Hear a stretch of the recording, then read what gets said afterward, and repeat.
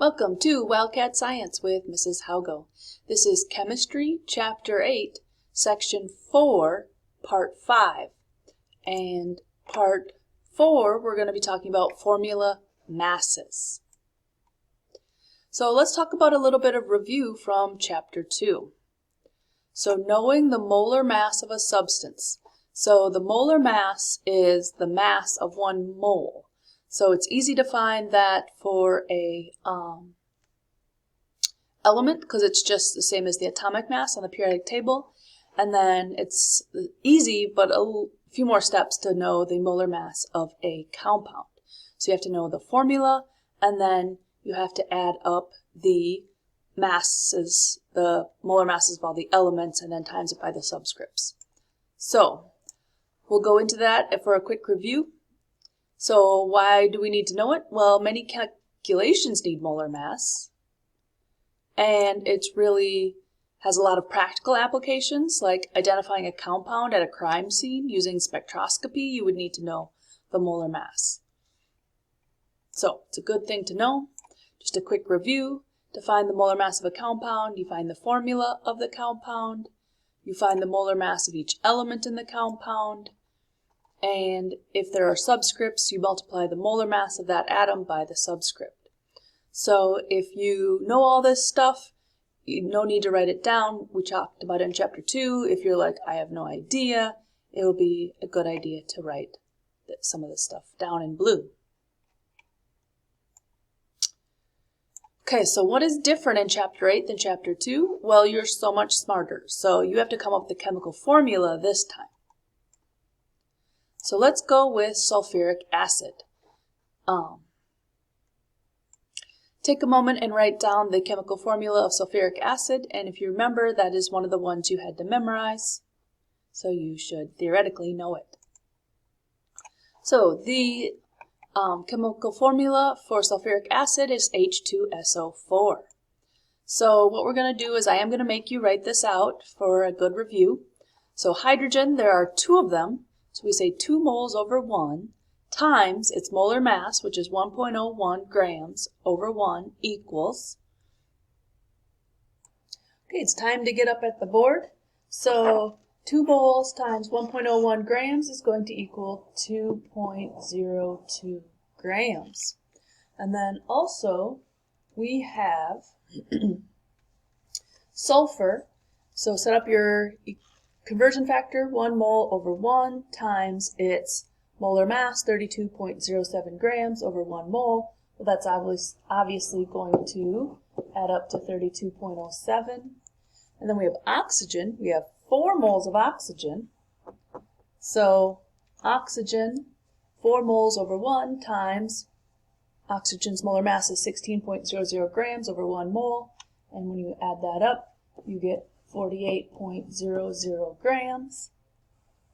And then we're going to add those all up. So we'll get out our calculators, unless you can do that in your head. And we have 2.02 plus 32.07 plus 48. And I get 82.09 grams. Great. The next problem is, what is the molar mass of ammonium phosphate? So I would like you to write out the chemical formula for ammonium phosphate and then find the molar mass for ammonium phosphate. And like I showed you for a second, if it is just a molar mass problem, you're going to have to show your work, which means you're going to have to do all of these ratios and write them out. And if it is a multi-step problem, which we're going to get to in a moment, then you don't have to. So we'll go over this in class and find out chemical formula for ammonium phosphate and then write out the steps for the molar mass of ammonium phosphate. If you are feeling like you'd like a little more practice, there is the practice problem aluminum carbonate. So if you'd like more practice, I suggest that you do aluminum carbonate. Okay, now we're going to up our game on percent composition. We're going to use what we learned from finding formula masses finding chemical formulas, finding its molar mass, and use it to find percent composition. So percent composition is a lot what it sounds like. It is the percent of each element in that compound. The percent composition of each element in a compound. It's helpful in identifying unknown substances. So, how do we do that? We calculate the percent composition using the formula. It's first step. Find the formula. That'll be the first step for a lot of these problems in section 4. Next one, calculate the molar mass of the compound. And then, for each element, divide the molar mass of the element by the molar mass of the compound and multiply it by 100 to get a percent. So we have an equation. Please write that down. Percent composition equals the molar mass of the element divided by the molar mass of the compound times 100. Okay, so the best way to do this is just to do that. What is the percent composition of each element in calcium phosphate? Well, our first step is to come up with the formula for the compound.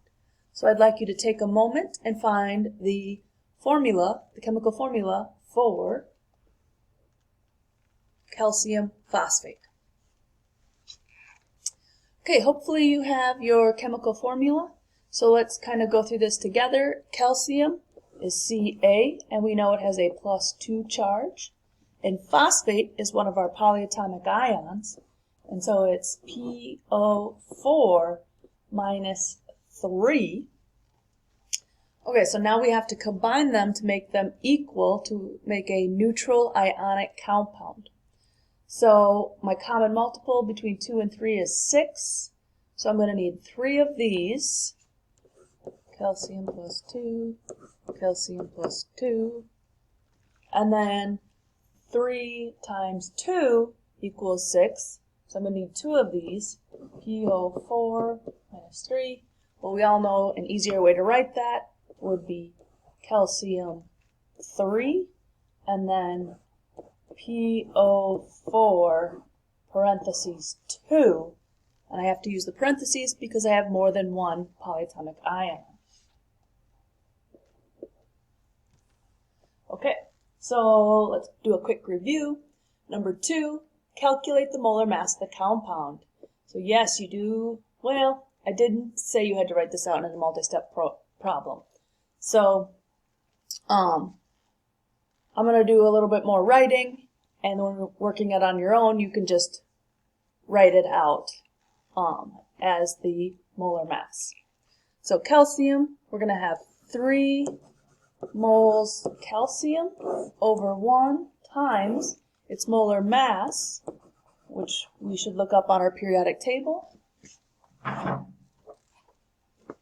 Rounded to the nearest hundredth, 40.08. 40.08 grams equals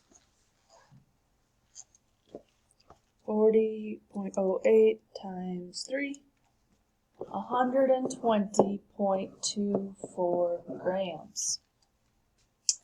Okay, next up we have phosphorus, and you can see we have 2 of them.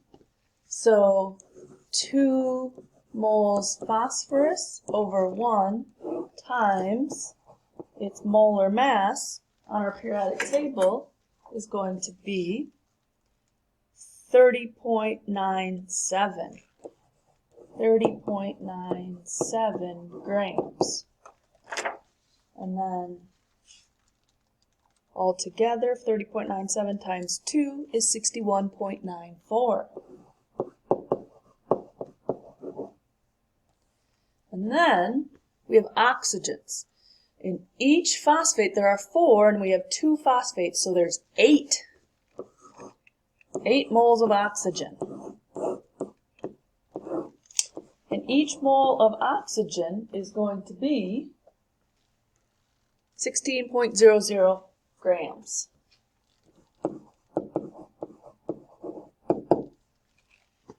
Okay, 8 times 16 is 128 grams. Now we get to add these all up. So 120.24 plus 61.94 plus 128 equals 310.18 grams. Great, now it's time for the third step, which is for each element, divide the molar mass of the element by the molar mass of the compound and then multiply it by 100. Yes, you do have to write out this equation. So I'll abbreviate it. Percent comp equals molar mass element over molar mass compound times 100. Okay, then we're going to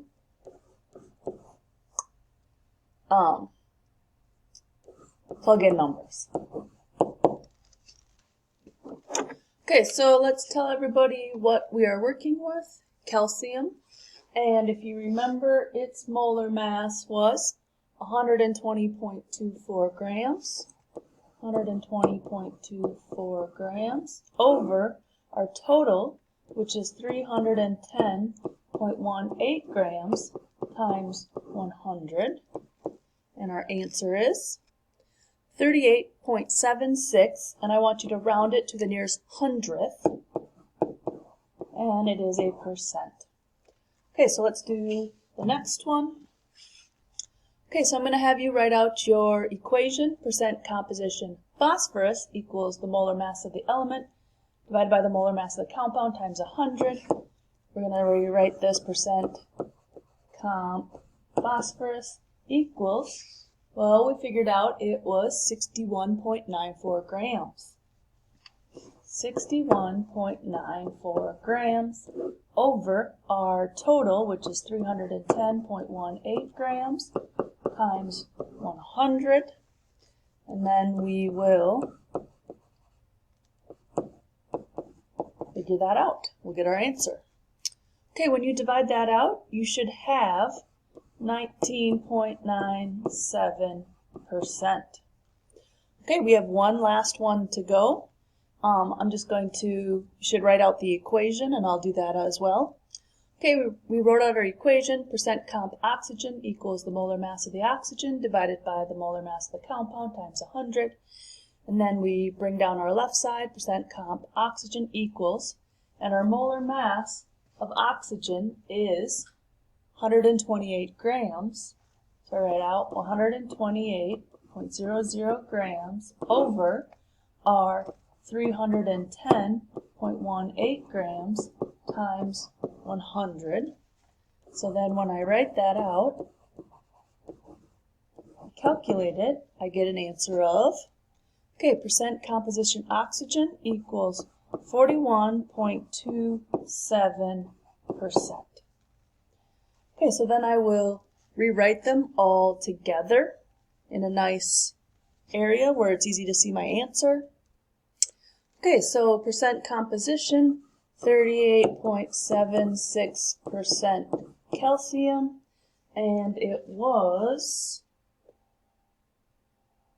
19.97% phosphorus and 41.27% oxygen. We're going to double check that that all adds up to 100. And if you add them all up, they do. So put a box around my answer. Good job.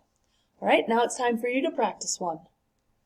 Okay, so you try. Find the percent composition of each element in lead 2 chloride. So you'll want to follow those steps and find the formula, find the molar mass of the compound, and then find the percent composition of each element. And I will see you next time. Bye.